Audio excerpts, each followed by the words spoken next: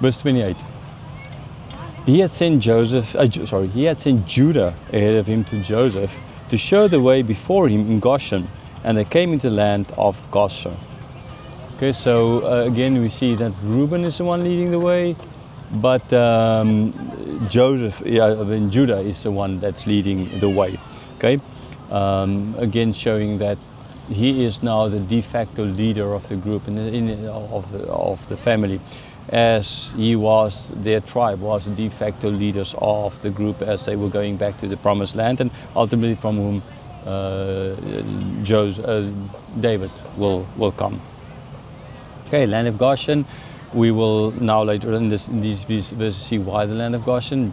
Joseph already mentioned that they will go there, and now we will see the reason why there. Okay, I already explained that, but we'll just get back to that here.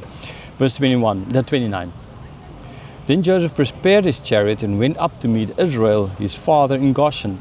He presented himself to him and fell on his neck and wept on his neck a good while. Okay, so Joseph, knowing understandably news travels, Judah went ahead, so he knows his father is coming. He prepared his chariot, what the Egyptian warriors, his second, remember, chariot, and he went up to meet Israel, his father.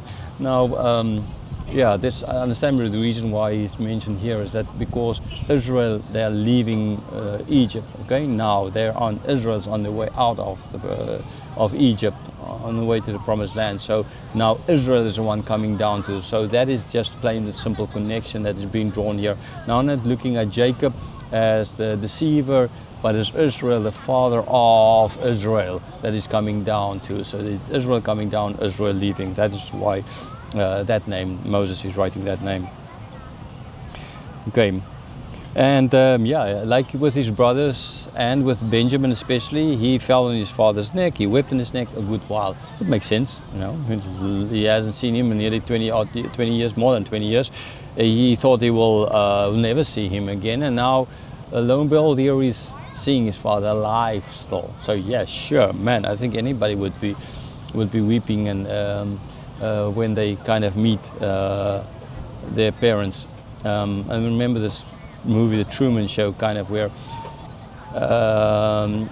in the movie the guys kind of, he grew up without parents, sort of. I mean, yeah, right. If you've watched the movie, you know what the story is about. But so in the movie they show him meeting his father and the crying and everything that happened there, kind of. And I mean, it wasn't even the real father, it turned out, but just a fake father. Anyhow, it's not the point is just if something like this happens, and it's kind of logical that you are really accept. And I mean, this is not his brother, so his father didn't. So it's not that he could blame his father for not doing anything, trying to get him out of slavery, right? Because his father didn't even know about it, so that can't be a reason why he could have, or ought to have hated him. So there was no reason. He loved his father a lot, and his father loved him, and so yes, they show this compassion for each other by weeping on his neck for a long time. Verse 30. Israel said to Joseph, "Now let me die, since I've seen your face and know that you are still alive." Right, so yeah, now I can die. Now I can die in peace. After all these years of thinking that you're dead, now I've seen you and who you are, who you've become. Now I can die. So it's like sometimes old people, when they just get to a stage where they feel they've done everything on this planet that they have ought to, and it's time to go home. Okay, so then they just sort of give up, and in a sense, what he might be doing, he was holding out, maybe in this last moment of hope that maybe one day, without really believing in a sense, but hope dies last.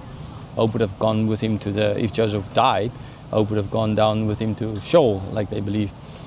But now, yeah, he knows and now he can die. He's not going to die immediately. It's going to take a while, but not a long time either. Verse 31.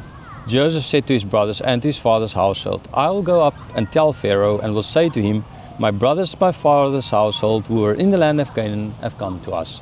Okay, so now Joseph is just telling him, okay, you all came here, now I will go. I mean, Pharaoh, this is all Pharaoh's plan anyhow, so I will go and tell Pharaoh that you are here now. Okay, the airplane arrived, you landed, you got through immigration, you are here. Okay, and I will go and tell them. Verse 32. And the men are shepherds, for they have been keepers of livestock, and they have brought their flocks and their herds and all that they have. Okay, so adding that, so what I will tell Pharaoh as well, that you are keepers of livestock, you are shepherds.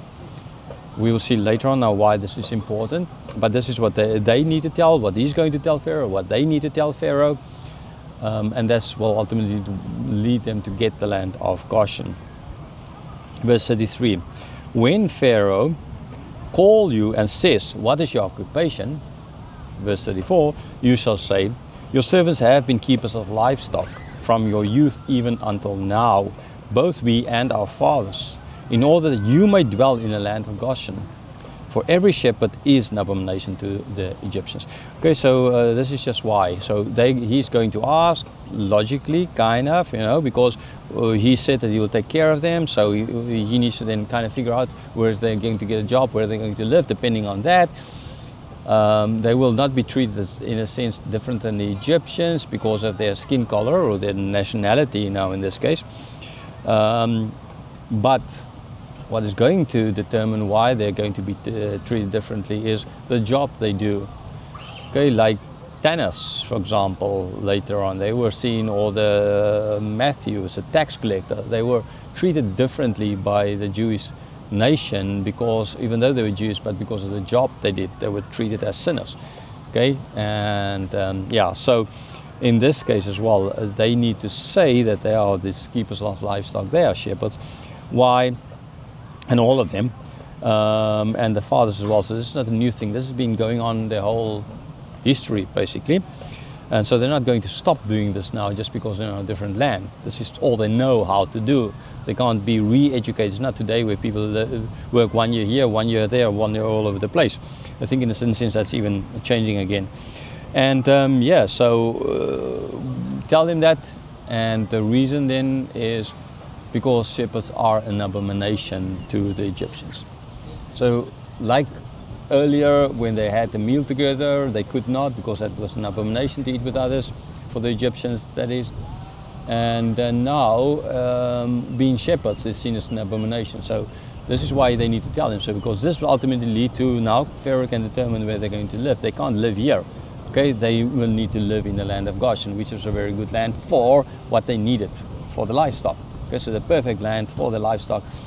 And ultimately it's not because Joseph pulled the strings there by lying and by abusing his power, but because this was a culture, and this was the only logical cultural solution to this, and Pharaoh was going to do this, and not because ultimately, even so much because it's Joseph's brothers, family, but because they were shepherds.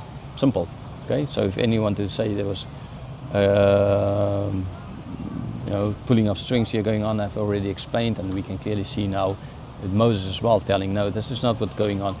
Joseph was not abusing his power so as to give an easier life to his family, kind of. You kind of can take care of your family. That's not what I'm saying here, and that's what Moses is saying, was saying that his hands were clean. The reason they got that land is not because of evil or stealing or something like maybe the pharaohs later on would claim, but because it was seen as an abomination. So Pharaoh gave that land to them, so they have all the right to that land. But yes, they're going to lose it, and then they're going to go back to the promised land. So from now till they are, this is a place where in the land of Goshen they are going to be formed into a nation by God, all part of God's plan. Right, so the conclusion still left, which we might maybe do the Pattaya sign way over there or something like that. Okay, all right, thank you.